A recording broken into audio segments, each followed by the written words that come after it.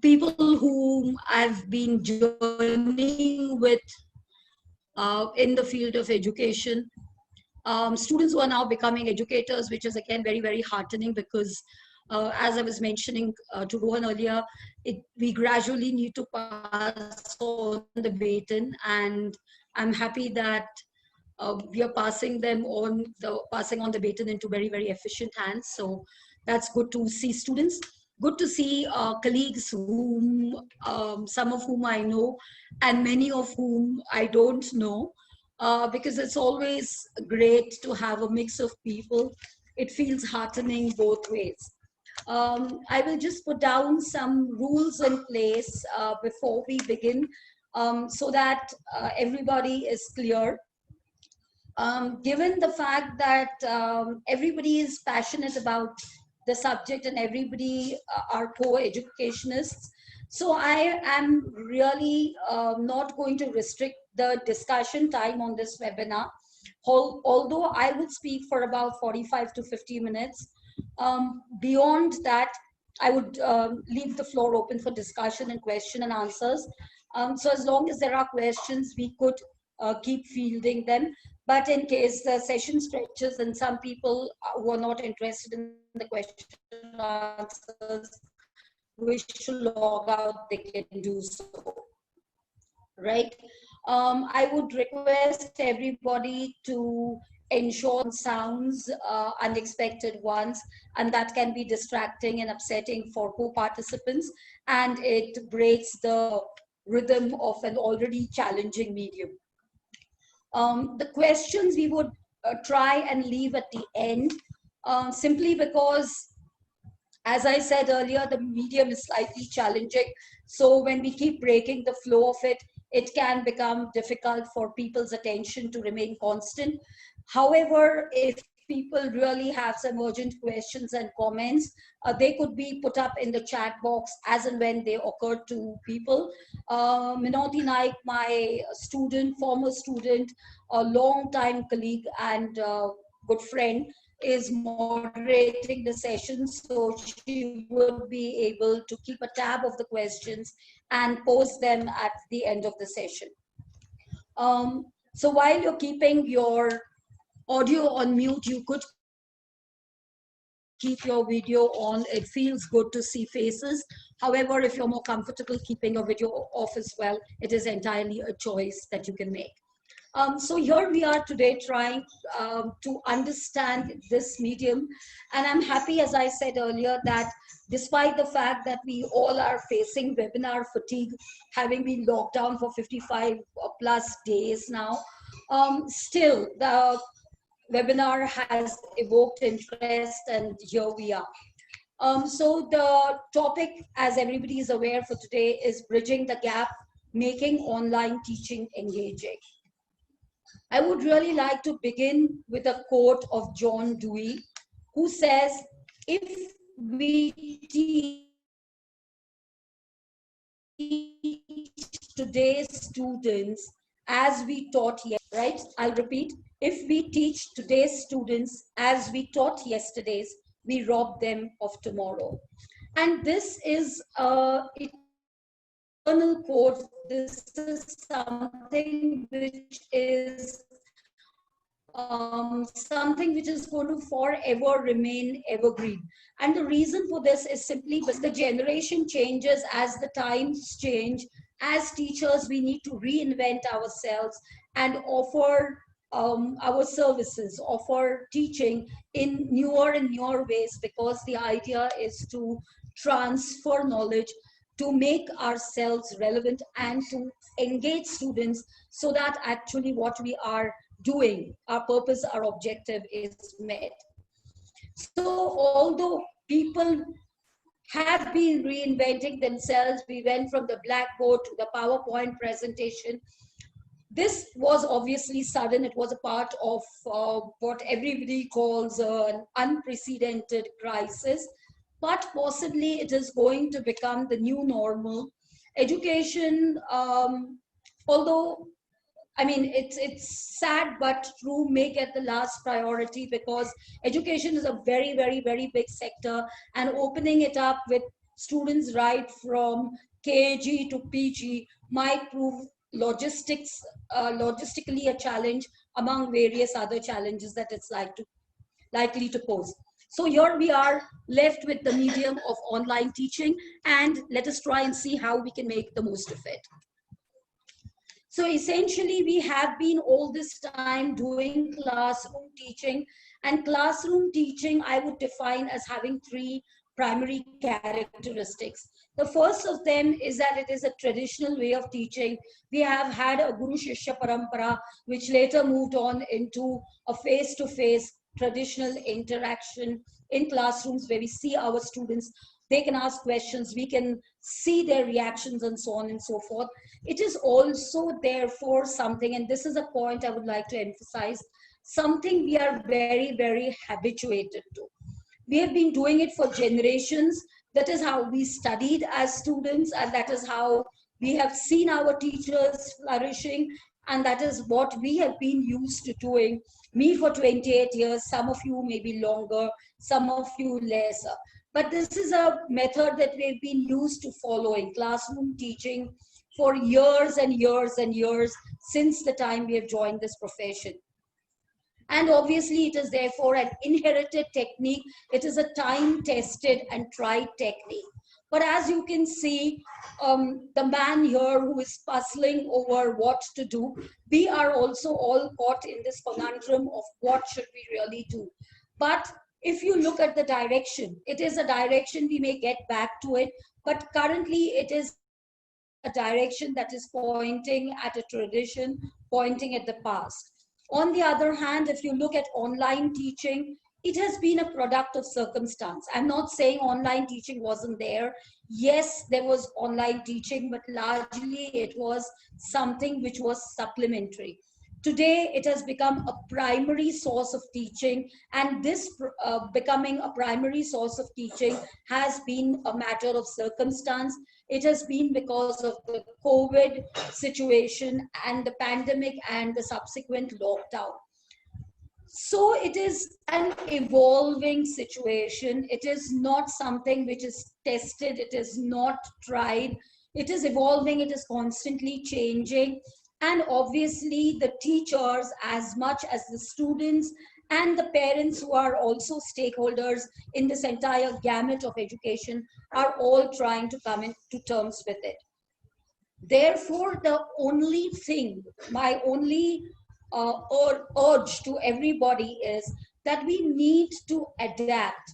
And rather than trying to debate about how sensible it is, whether it is the best means, I think it is important to adapt. And I'm going to, in the first half of my presentation, talk about how we need to change our mindset. And then I'm going to talk about actually how we can act upon making our teaching more effective. So, decoding the then and now, the cons of online teaching are the pros of traditional teaching or classroom teaching. The first challenge of online teaching is that we have lost the personal touch. We obviously, a lot of people got a lot of satisfaction from teaching because there was a lot of personal involvement. There was a direct, immediate feedback. There was a bonding with students. You could see their reactions. You obviously had an eye contact with them. Many a times we had a physical contact with them, although now that has become a slightly dicey area to tread on. But still, it was a contact where your children would treat you, even if there was a very small gap between you and the students. They would look upon you as a parental figure, and there was a kind of a close bonding. That personal touch is what is lacking, and I feel that as a teacher, that is the biggest challenge that we are facing today. The second is obviously less control, and there is a very interesting cartoon doing the rounds of WhatsApp, which I'm sure you must have seen, of a boy, a school boy, who has kept a photograph of his face enlarged in front of the camera, and he's lying down as the lessons are going on and munching away on some popcorn and really enjoying himself. So technically, we have much less control. We don't know whether our students are there, our audience is there on the other side. If they are there, whether they are tuned in, whether they are mentally present, or they are just physically in, or whether they've just kept themselves on mute and are doing something else. And here you are talking with great passion, imagining that you're talking to an audience. So these are the two major challenges of online teaching. However, there are two positives which are equally important. One of the primary positive is that we now have a wider outreach. There was a very interesting webinar which I attended, which was conducted by the authority figures in the field of education, the bodies like AICTE and UGC, and what they had spoken about, especially one of the persons who was addressing, who's a dean of SP Jain, he had mentioned that today we have the facility of sitting here and reaching people across the world. Yeah, we had heard of flexibility in international education, where a person from science could opt for a subject from arts. We had heard about people who could study subjects according to their choice. Now here we are. If we make ourselves relevant, if we make ourselves interesting, we have the world as an audience. We can sit here and teach students really right across the world, and we are not restricted by a college, a classroom, or a space. So that is the biggest asset of this moment of time, this opening up of the world, right, with online education. The second is obviously equally important, is the question of continuity. When we are talking about continuity, we need to understand that this continuity has a very important significance. And this is something I have heard from students. Why does it have a significance? Because technically we are under lockdown. Educational institutions have been closed from almost mid-March, and there has been a countrywide, nationwide lockdown from almost the end of March. So considering that it would have been a big gap in education, we know that once the rhythm breaks, once the pace breaks, once the temperament breaks, a sense of lethargy sets in.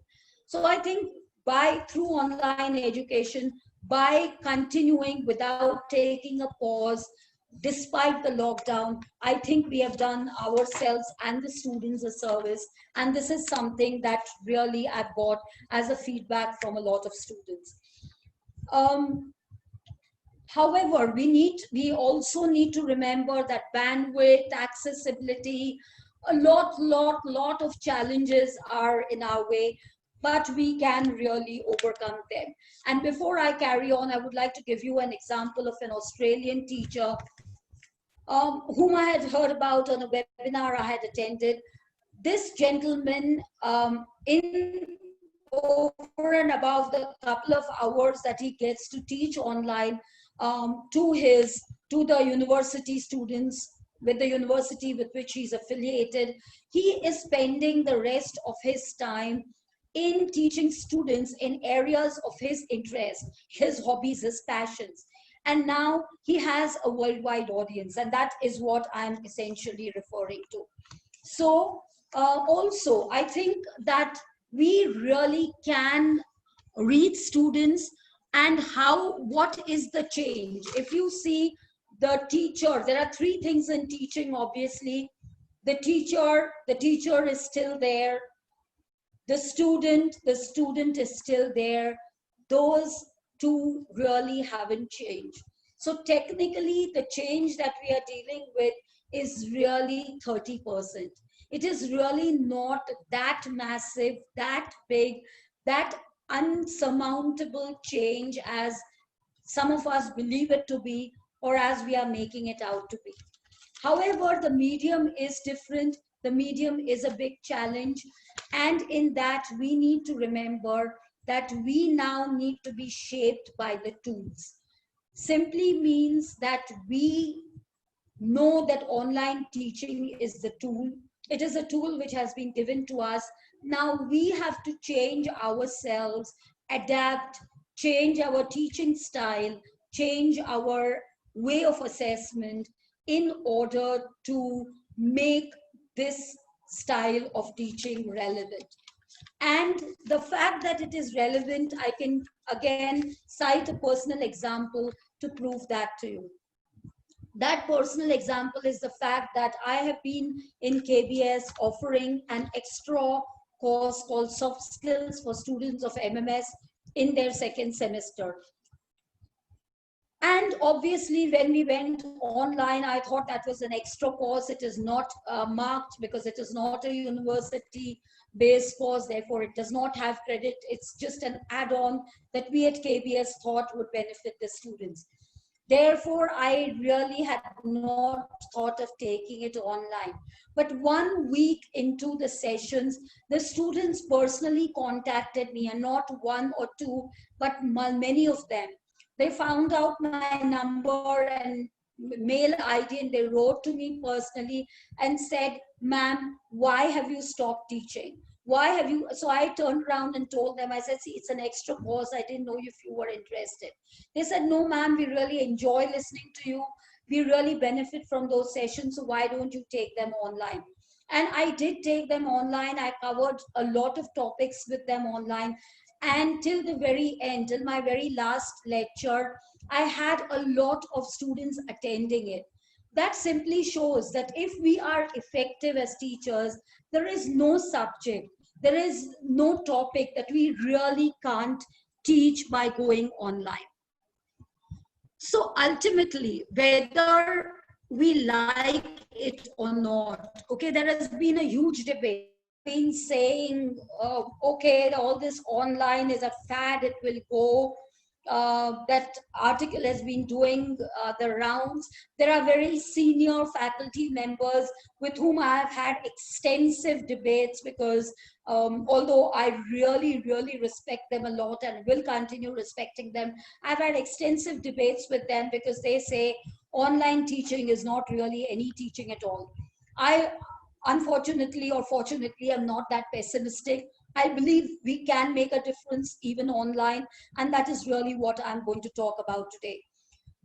But we need to understand that while this is a decision that we are taking, it is also not really a choice.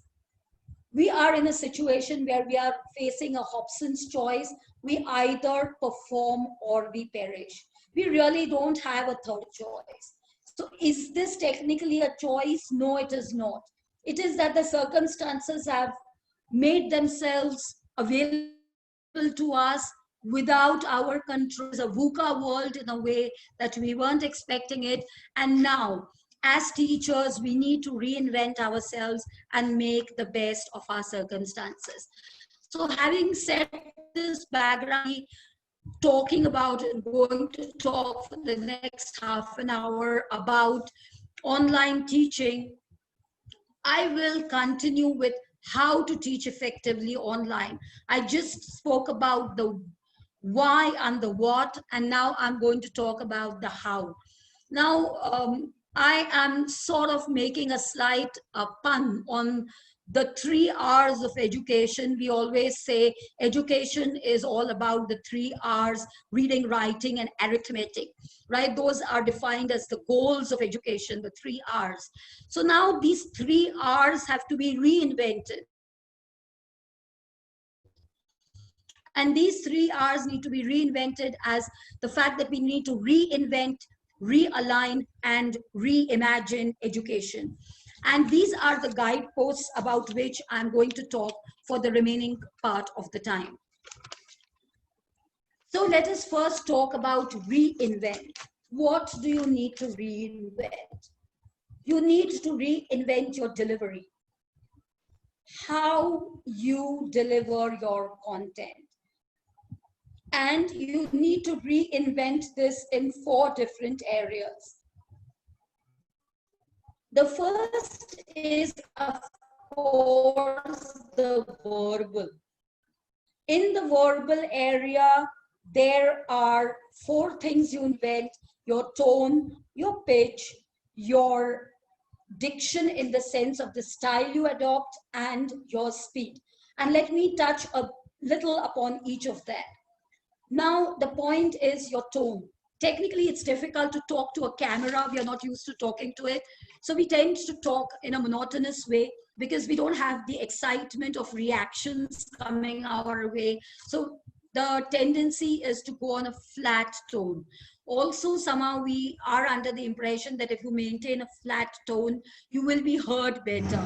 But obviously, if you are thinking about talking for 2 hours, and if you go on like a machine, like, oh, today we are going to talk about teaching communication, then obviously people are going to nod off. And you really can't blame them for that. So your tone has to be varying. Your tone has to be conversational. Your tone has to be interactive. Even if it is a camera, it really doesn't matter. That camera has people on the other side, and in your mind's eye, you really need to be able to see these people and engage with them. So the first thing is keeping your tone conversational. The second, of course, is your pitch.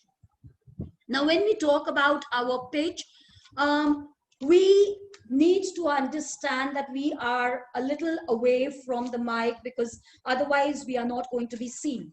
And unfortunately, a lot of people think that the ideal thing to do is using headphones and a mic. But I am attending classes in philosophy, and I have one of my 2 teachers using a headphone and a mic.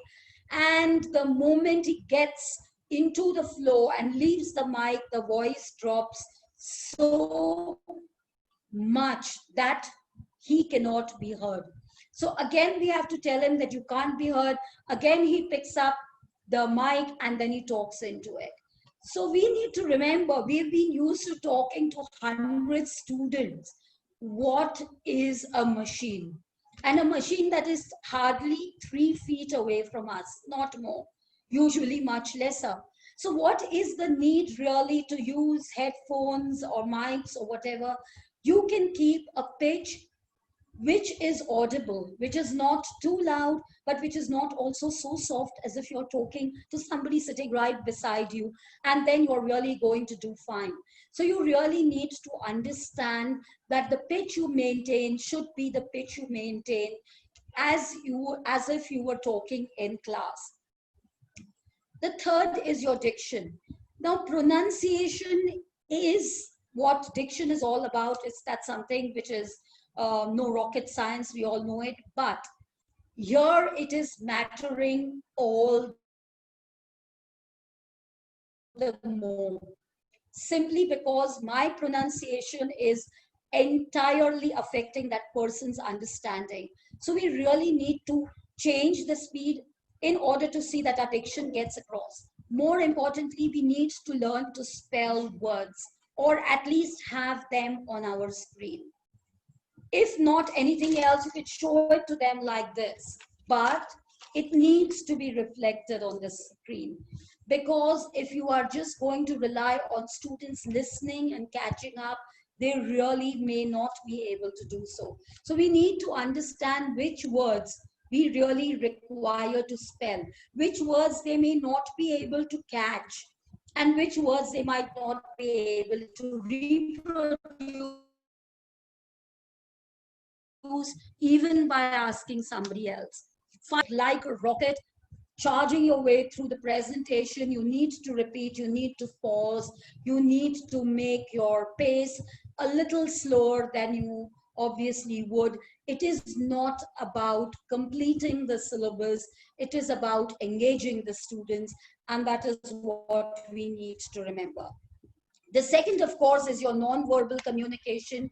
Again, when we are talking to a camera, we tend to get stuck. We sit like this, or we sit erect with our hands on our feet or whatever. And that makes us uncomfortable, because as teachers, we are used to talking with our hands. And there is no harm in using your hands to talk even to a camera. there is really no harm.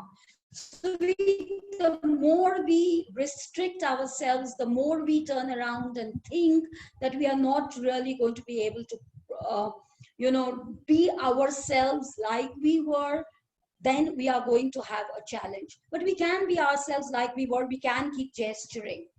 The second thing we need to remember is to look into the camera.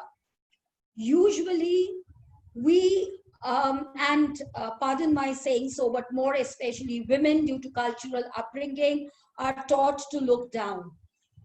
There are also people who are introverted and people who are not used to looking into the eyes of people or into things when they are speaking.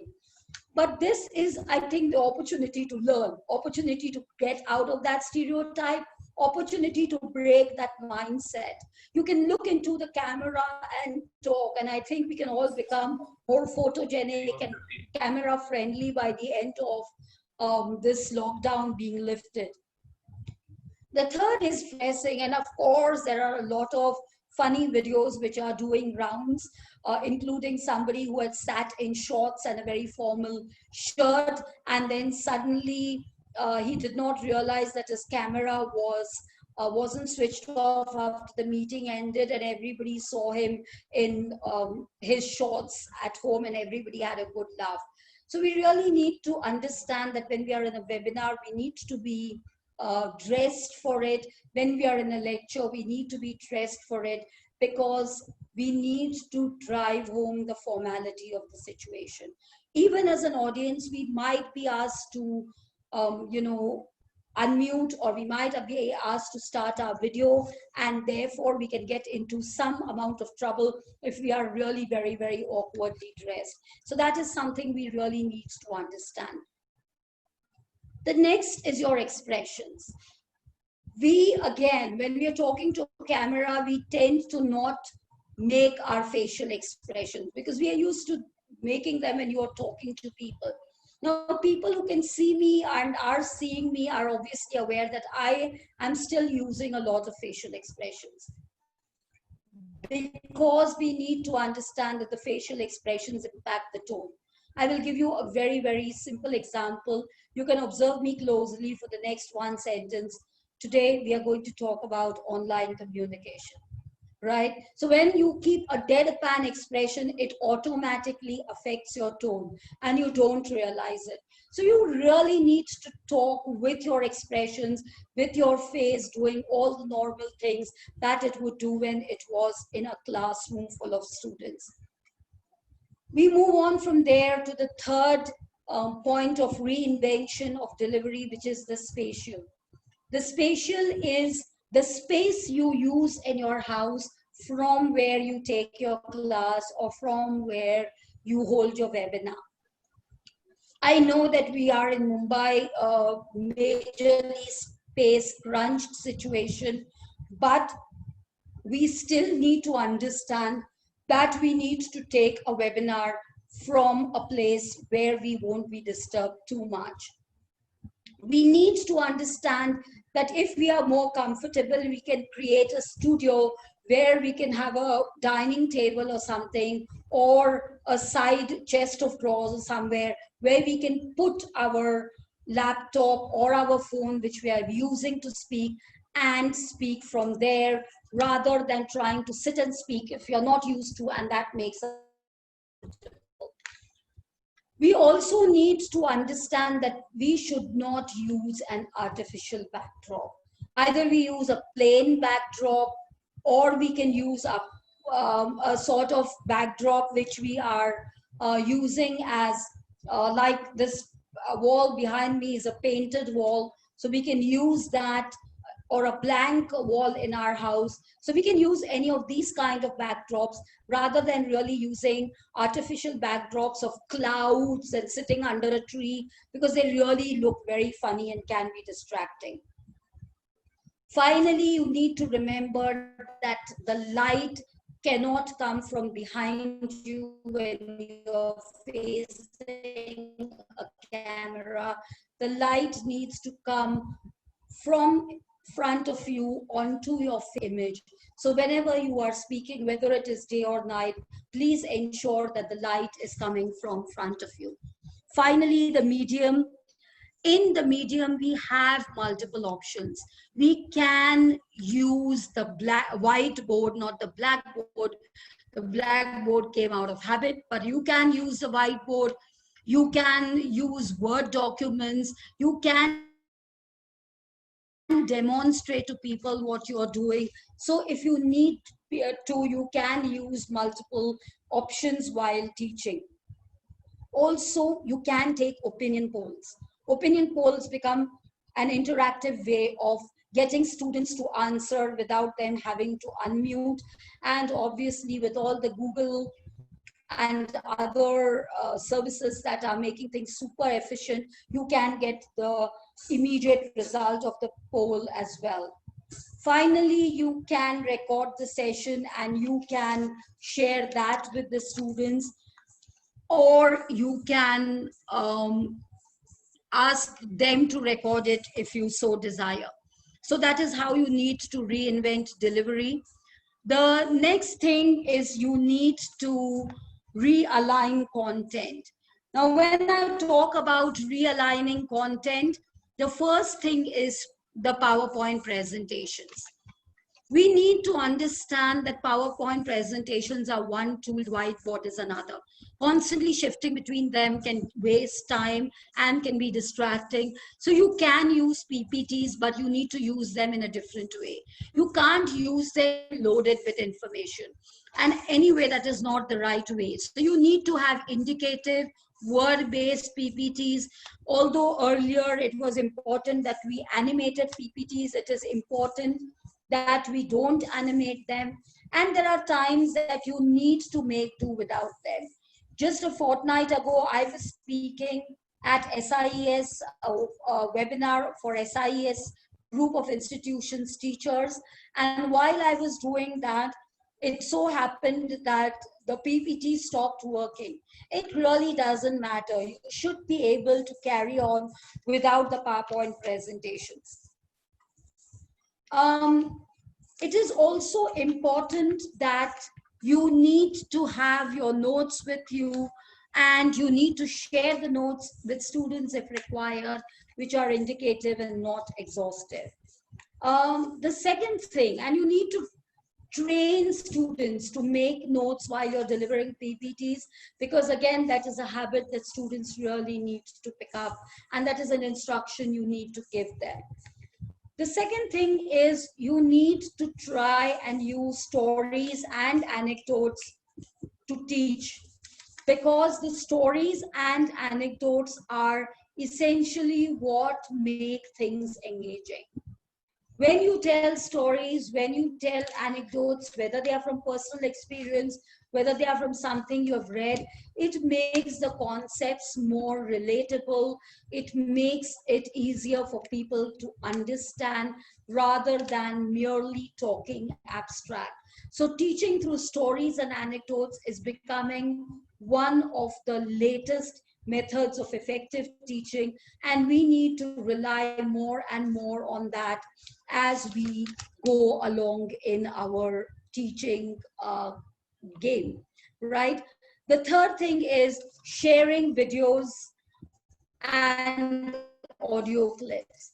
Now, usually we tend to use videos and audio clips, but if you play them online, you get a lag in them.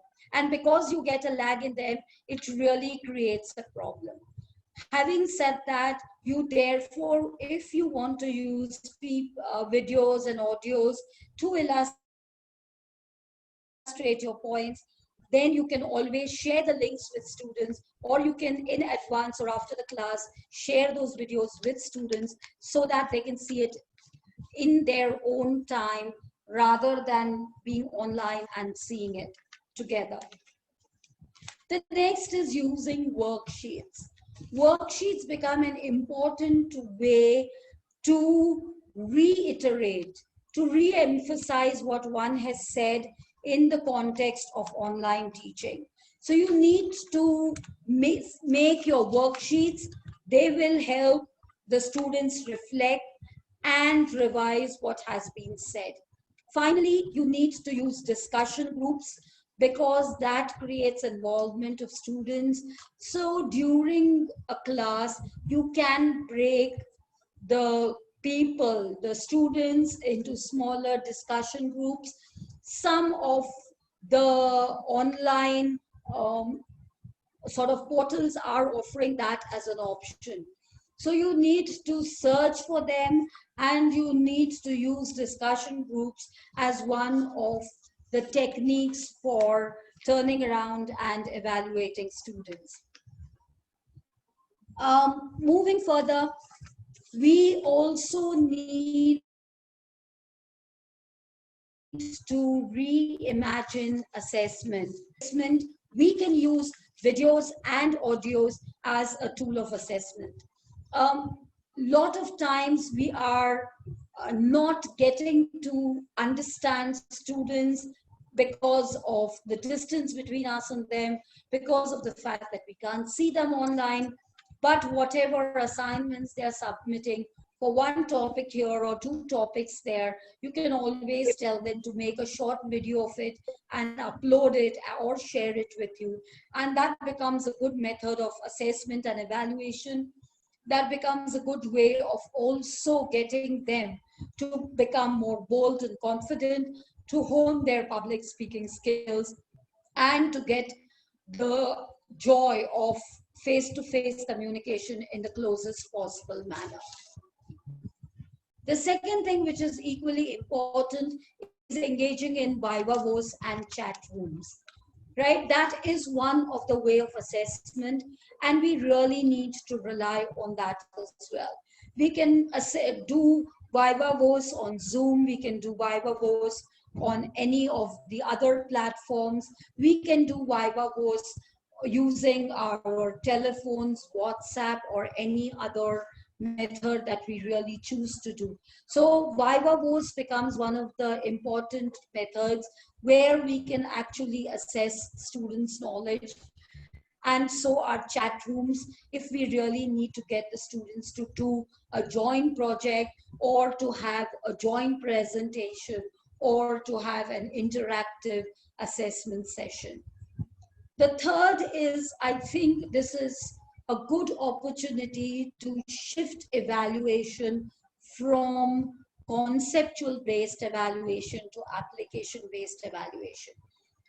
Unfortunately, and I don't mind going on record saying this, we have reached a situation where we have been getting into concept-based assessment. Write short notes on, answer in detail, blah, blah, blah. Consequently, what happens is we are creating parrots or rote learners out of situations or out of our students.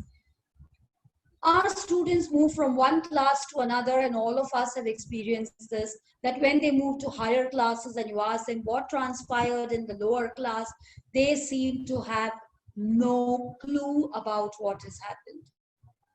Consequently, it is very, very important to understand that we really cannot keep assessing concepts. Possibly that is why even the industry says that when it comes to performance, students really are not able to make themselves very effective. So we really need to shift our assessment from concept-based assessment to application-based assessment. Explain Maslow's hierarchy of motives by talking about an example from your personal life. That makes definitely far more sense than discuss Maslow's hierarchy of motives. So this is a time when we can evaluate concepts by changing our assessment to application-based. The second, the next important point is conducting quizzes. Quizzes, jumbled words, multiple choice, these are simple ways to make students engaged with the subject. Minoti and I had the fortune of conducting um, a series of cultural events for KBS online. And one of the things we did was conduct an online quiz and online scramble words.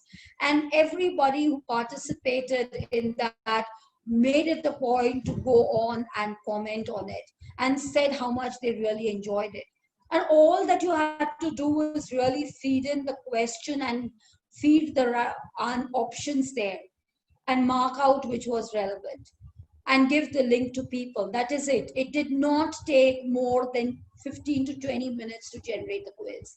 But the amount of joy it brought to people and the fact that at the end it is self-evaluated, it automatically generates the results. So we are also reducing the burden on ourselves is something we really need to understand.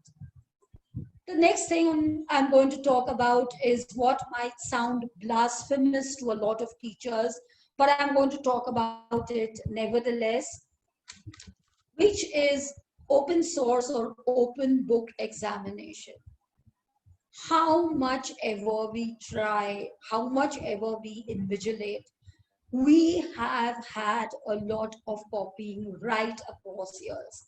And as much as we are getting vigilant, the students are getting smarter. And obviously also there are a lot of stress that people complain about related to exams. We therefore, and this is something which has taken me also a long time, a good 28 years to say, which is the fact that we need to shift to open source exams without really getting afraid of it. Because if students don't know where to copy from and what to copy, they are not going to be effective at it anyway. So what is our fear? Why do we want them to parrot? What good is the parroting really doing there? So if we can be smart while giving open source evaluations, I think we can create a win-win situation for both students and faculty. And finally, we need to reimagine assessment by looking more at LMS. Learning management systems, a lot of colleges have opted for it because of the AICTE and UGC and NAC and NBA and IQAC, and you can go on with the short forms and spend the day doing that, rules, right? So these rules have compelled us to use LMS. Fortunately, for those who have, for those who haven't bought it, fortunately, LMS is also available for free online.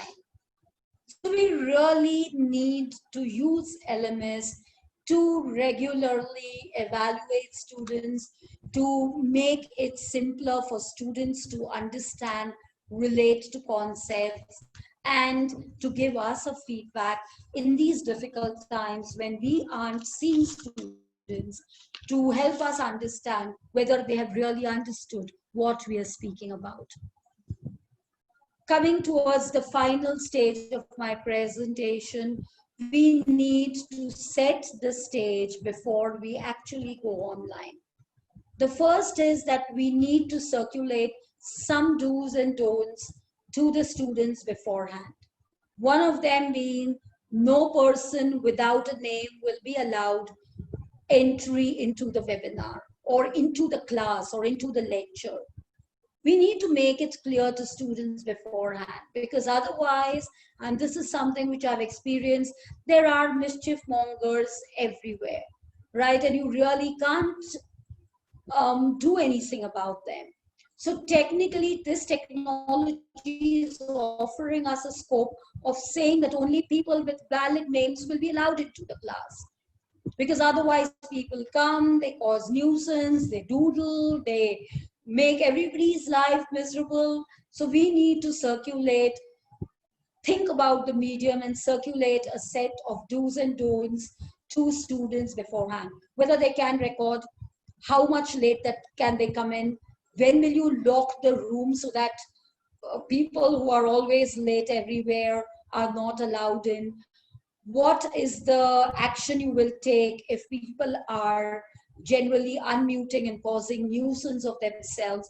This is something that the students or the receivers of the webinars need to know beforehand. So as teachers, we need to make guidelines and very clearly circulate them to our various stakeholders, whether they are the college administration, whether they are the college students, or whether they are the parents, wherever, because there are some school teachers on the group as well, is what I presume. So whether there are teachers who are and who have to be in touch with the parents of students. Also, every time there are some do's and don'ts, which you need to tell the students that these are the do's and don'ts which will be followed for the class.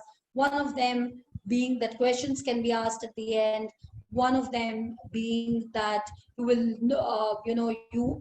you can put your comments in the chat box or anything else that you want to say. So you need to understand what are your spot do's and don'ts, because sometimes you may have to change your teaching strategy.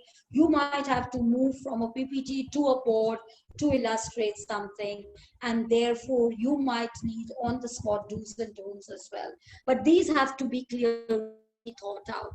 As a teacher, we just use the medium because we were used to the presentation, the chalkboard, duster, it was all in front of us. So now we need to understand this, and then we need to amend our approach. Now, when we are talking about amending our approach, we can't look, I mean, there are skeptics among us who are calling the glass half empty, who are dreaming of the world gone by of traditional teaching and the inability to connect with students on the medium. There are people who are optimists, people like me. I wouldn't say again people like me, but there are people who are saying, abhi to hai wo hai, our administration, our parents, our system is forcing us. So let us try and plod on. So those are the half full people. And then there are people like me who just say reality is. And for this reality is, I need to thank my professor, Mr. Conrad Coelho, who very many years ago had started a seminar, and he had called it Reality is ... Vinodhi might remember it from 15 years ago when she was a student. Why am I bringing this? This is, I hadn't understood the significance of it then, but today I understand it in hindsight. Reality is ... It keeps changing. It cannot be defined. It changes from moment to moment, from individual to individual. And the only way to tackle reality, my friends, is to deal with it, grab it by its horns, and surge on confidently. So it is no use debating, deliberating, pondering over that reality. It is here, it is staring us in the face. Let us grab it with open arms. So I will end by talking about the fact that we now need to hit the bullseye. This is a very famous diagram which is used to teach a lot of things in management. And today I'm going to talk about it in the context of teachers. We have a circle of concern. That circle of concern is our students, our parents, our very jobs, because if there are no students, there are no teachers. We are also concerned about the medium. We are concerned about what is going to happen, the COVID, and let us not get to what we are concerned about on a personal level. So amidst all these concerns, the only point we can influence is really our own effectiveness. We can't change policies. We can't change the reality of COVID. We can't change that we might not go back to the classroom anytime soon because physical distancing. And here again, I'll make a small interesting point, though it's a deviation. Calling it social distancing is not right, because we are not distancing from each other emotionally. It is physical distancing, but physical distancing is not something which is very easily viable. One, because of the generation we are dealing with, and second, because of space constraints. So that is outside our circle of influence. So technically, what is our circle of control? Our circle of control is to teach effectively with the resource we have.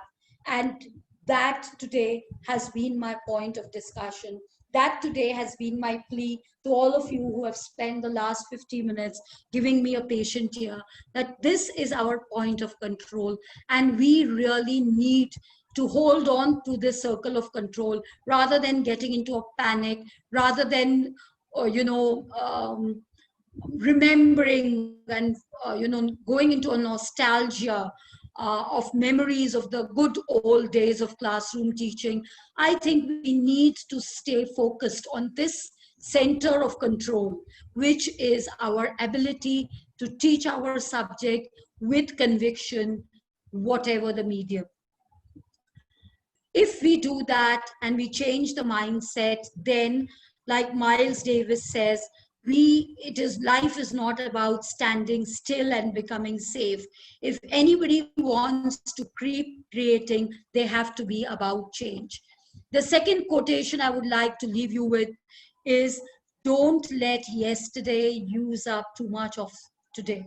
While nostalgia is all fine, if we are going to wallow in it, it's going to become a quagmire, and we are going to get sucked into it and drown. And the third and final quote that I will leave you with is that the only way to make sense out of change is to plunge into it, move with it, and join the dance. It is the dance of learning, it is the dance of teaching, it is the dance of togetherness. And I would say, whether you know how to dance or not, enjoy the rhythm, sway at your own rhythm, sway at your own pace, do your own gestures, and have fun. Thank you. Have a great day. Stay safe. We will now open the floor for question, answers, and comments. If there are any question, answers, and comments that are in the chat box, Minoti can ask them. If people would like to ask questions themselves, they can do so on a one-to-one. You can unmute yourself. I would be happy if you also start your video, but if you're more comfortable just unmuting, you can do that and ask your question, because we are in a co-learning situation. So I would be happy to know your views on the subject. Thank you.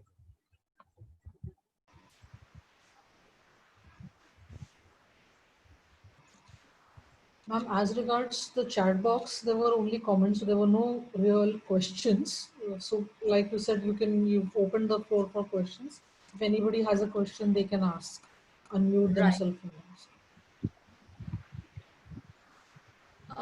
Fortunately, I would also like to say in this context that we are fortunate that the generation we are trying to teach is obsessed with the medium. Okay, we don't need to tell anybody from a 6-month-old baby to anybody who is even 25, 30, or 35, which is the normal age group of our students, to use the phone. We have to tell them to get off, right?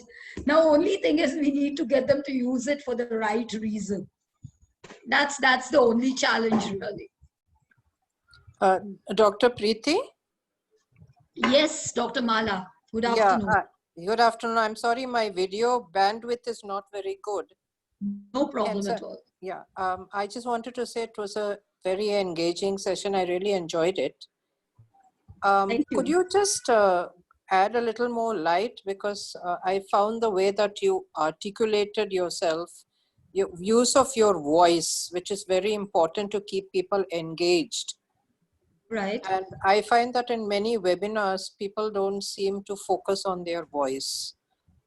Could True. you perhaps just throw a few more tips on effective use of voice? Sure. So I would say that for the effective use of voice, you need to focus on two things.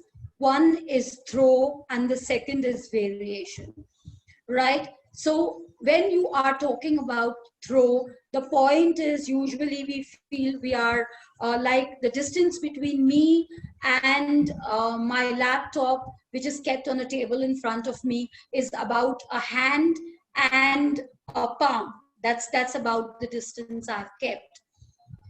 So now at this distance, usually we feel I can talk softly. Why do I really need to exert my voice? Now, the moment I was talking softly, I'm sure a lot of you were straining to hear me. So that point is we need to understand why we really don't need to shout and scream into the mic, because again, it'll irritate people's ears. We need to speak at a normal pitch. That's why I told people, keep the throw as if you were speaking to a classroom of 60.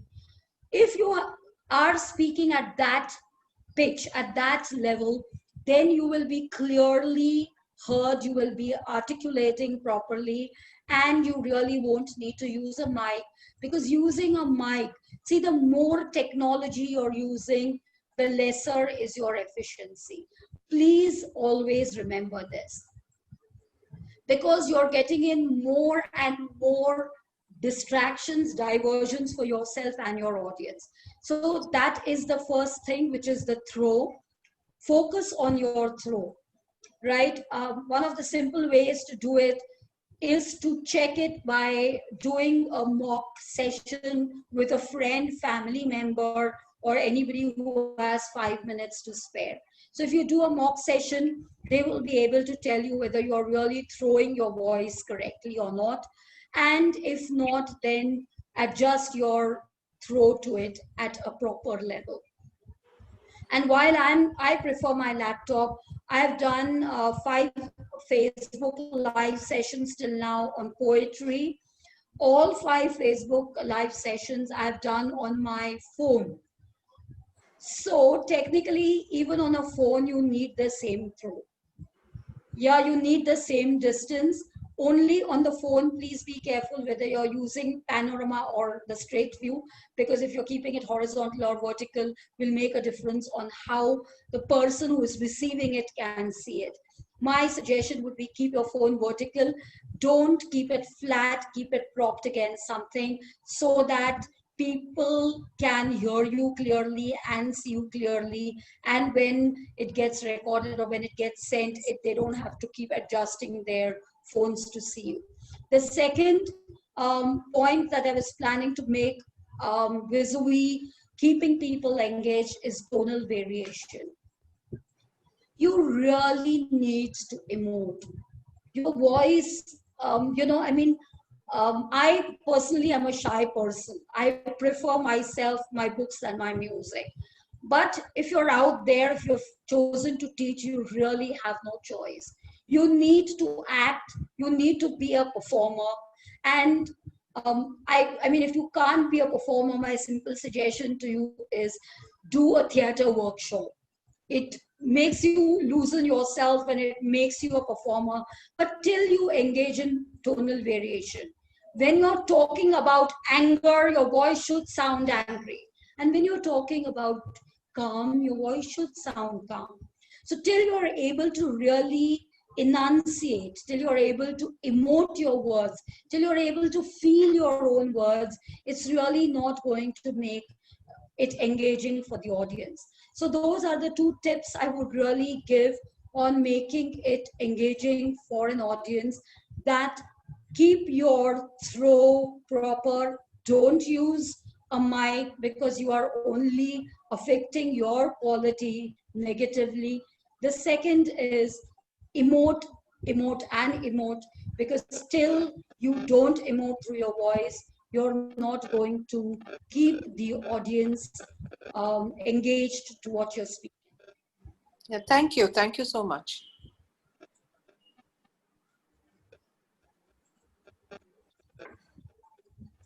Thanks a lot. Pleasure, Mala.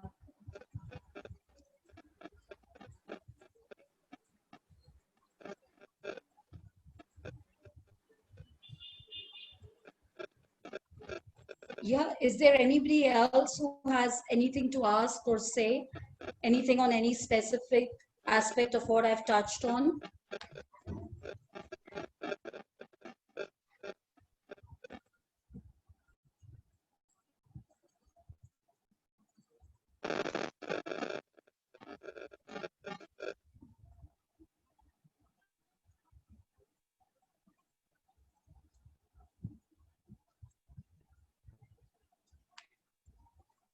Yeah, if that is the only question, then I would just like to announce that we are doing webinars on 17th for students, 24th and 16th for a general audience, whether it is the corporate sector, whether it is teachers, whether it is students.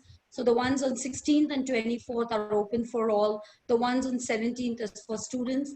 And in the 16th, we have a guest speaker, Mr. Vikas Shirodkar, who has served long years in HR and is going to take us through a new definition of the VUCA world. It would be a pleasure seeing you there. As for students, it would be good if you could kind of popularize the student webinar among your students. And if they attend, I'm hopeful that they will also enjoy the session and benefit from it. The topic of the sessions would be announced by tomorrow for Ma'am, the 16th and 17th. Sorry, there are Yes, two Minoti. questions. One is from Sure. Minakshi Atre. She is asking us, is Right. there any digital tool to make the session more interesting? Is what Minakshi Atre wants to ask. No, so technically, we don't have any digital tool. We only have digital platforms. To make it interesting is entirely left to us. Now, for example, I've been doing a grammar class for some people, some of my friends who are interested, since I have time on my hands currently. So that grammar class, I use the whiteboard of Zoom, right, where I can write and illustrate my points. I'm doing a literature discussion group for some people. There I'm using, typed Word documents, which we open and on which we can see charts and see things like that. In some other platforms, I'm using PPTs. So like on my webinars or like when I'm talking to students. So technically we need to mix and match these tools which are available to us within the platforms. Or one, like a couple of my colleagues, including Vaishali Pardesi, whom I can see on today's webinar. What some of my colleagues are doing are sending pre-recorded sessions, which is also something you can do. But the point is, we are the medium now, right? So we have to keep it interesting. We have to keep it engaging. Try to make it engaging by keeping the visuals attractive, by keeping yourself attractive, keeping your tone engaging. So use yourself as a vehicle to make it most engaging. And as I said, use the platform wisely, because there are platforms like the WebEx and a couple of others which give you the scope, Google Meets, which give you the scope for taking quick, online polls and computing the results. So you can use those. It does not mean, like I was telling SIS faculty as well some weeks ago, that okay, SIS may be using a particular platform. They are using Microsoft Teams. But for your purpose, if you need to use Zoom for a particular session, use it. So my point is, familiarize yourself with the range, flit between ones depending on what you need to use at a particular time. Don't get hung up on using only one platform. There are two more Yes, questions, Minoti. ma'am. One question is from Right. Anvita Ghosh, and she's asking us, ma'am, is a digital writing pad good enough? Minoti, I'm losing your voice. Anvesha Ghosh has asked this question. She's asking us, ma'am, is a digital writing pad good enough as a substitute for whiteboard in terms of the ease and the necessity to use for teaching at higher levels? A digital writing pad, is it good enough as a substitute for a whiteboard? Um, right. See, digital writing pad is a, it is good enough in itself, right? But the problem which happens is if you're on a platform, if you're using a digital writing pad, you will either need to share your screen and have two things working simultaneously and risk a mess up, or you might have to, try on multiple options. Rather than that, a whiteboard is inbuilt into the platform, into all platforms which are currently online. A whiteboard is built in. So my point is, do not, what can you say? Have external add-ons, whether it is a mic, whether it is a digital writing platform, because the more add-ons you have, the more you're eating into bandwidth, the more you're eating into effectiveness, the more you're focusing on technicalities like compatibility and so on and so forth. So try to make the most of the available platform. If you have a stylus, you can work out fairly well on on the whiteboard of any digital platform which you're using. Because despite my pathetic handwriting, I've been able to successfully manage because people can read it. So I'm sure those of you who have good handwriting will do a much better job at it. Another question that Wilson Nadar has posed is how to address placement concerns among fresh graduates as teachers in such a pandemic scenario. Right. See, placement concerns, there are two things. One is we need to be very, very realistic about it, right? It is very easy to show a rosy picture, or I wouldn't say it is very easy. It is, I would say it is more comfortable. Easy was the wrong word. It's more comfortable to show a rosy picture because we feel that we might lose admissions, this might happen, that might happen, or students might get disheartened or whatever. So we really need to understand that the times are truly very, very grave. So we need to be, first of all, where placement is concerned, be very, very realistic about it. The second is, despite that, the situation is not bleak. People who are reinventing themselves, people who are upgrading themselves, people who are willing to work or do something for free, people who are not hung up on, again, because I'm saying this because I do placement training and a lot of students are hung up on, I want only this. This is, my friends, not the time to be hung up on, I want only this. This is the time to take what you get, use it as a learning opportunity, use it to stabilize yourself and carry on. So there are opportunities out there. Some of them are for free. Some of them might not be well paying. There are others which may not be directly in your quote unquote core competency area, but it is not something which is below your dignity. So my concern about placement, or addressing the concern about placement, one would be giving a realistic picture to people that the situation is bleak, patience, upgrading of skills, and taking on what is available are really the only choices that we have. And the second, while being realistic, one also needs to assure them that it is not that nothing is happening. Life is carrying on and the sun is shining. Back to school to normal sooner or later. The only thing is we really cannot afford to panic.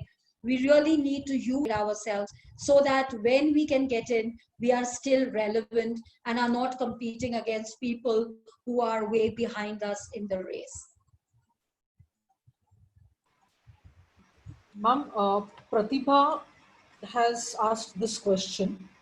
Uh, what is the scope for online teaching for work from home option post COVID-19? Yeah, so as I was giving the example, I didn't go into too much of details because of course, was worried about the time. But since it's come as a question, see this gentleman from Australia whose example I was giving, he had a passion for this Tai Chi kind of, you know, self-improvement technique that he knew about. And he was teaching something totally unrelated in the area of science. So while he's continuing to teach that, he is making 10 times as much as he was making by teaching this other thing. Plus, there are people who are, I mean, I have been doing a lot of free online teaching currently because of my passion and because I'm interested, but everybody is willing to offer me money for that. So technically, yes, there is enough scope for online teaching. You know, this mode has made people realize that you can, in the comfort of your home, in flexible situations, you can learn and keep growing. So there is always going to be an audience for it. But for that, you need to A, develop yourself, B, develop your audience.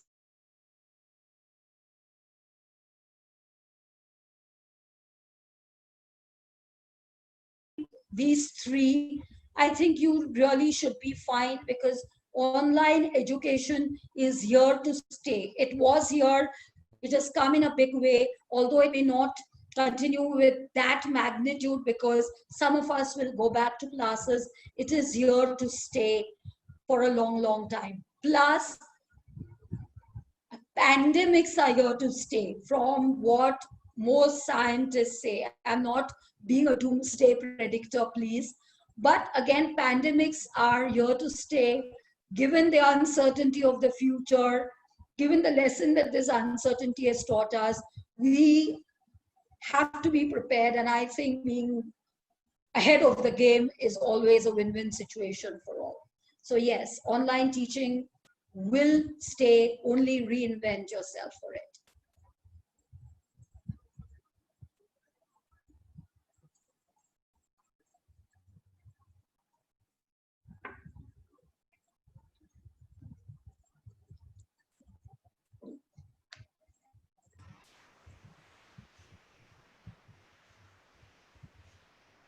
Those are the only questions, ma'am, in the chat. I think two people are also asking whether the inputs could be, you know, the PPT can be shared. Yeah, we will try and share that with people. That shouldn't be too much of an issue. Yeah, although as you have seen, those PPTs are just words. The inputs are not on that. So as long as those words help you remember what I was saying, it should be fine. In case anybody needs the recording, you can drop an email to Minoti or drop me a WhatsApp message or an email, and we will definitely try to share that with you. Again, this was just a platform to connect, so I would be happy to take this conversation offline at any time. I've shared my phone number as well as mail ID, so it would be a pleasure to remain in touch.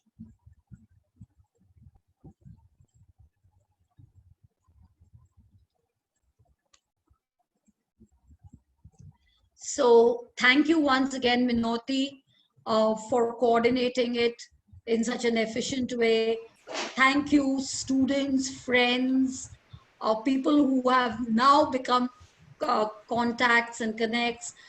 Thank you for the trust and faith, and thank you for being here, for the session. I hope it has given you as much joy as it has given me. Have a great day. Stay safe.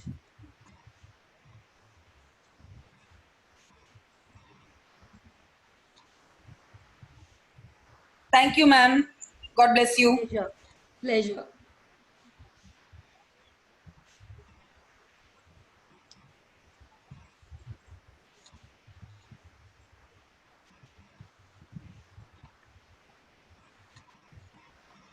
Many people have thanked you in the chat box, ma'am. Yeah, just after people have left, just give me half a minute to go through the chats Sure, before sure, you log off. sure.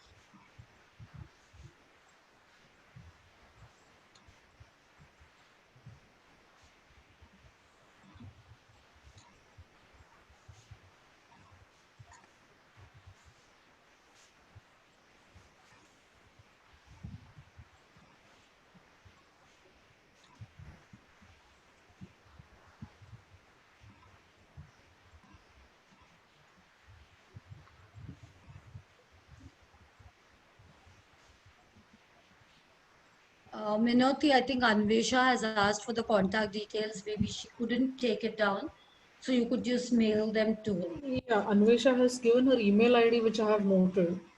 Right. So, So just drop her my contact, both sure. the mail ID and the phone number. Okay.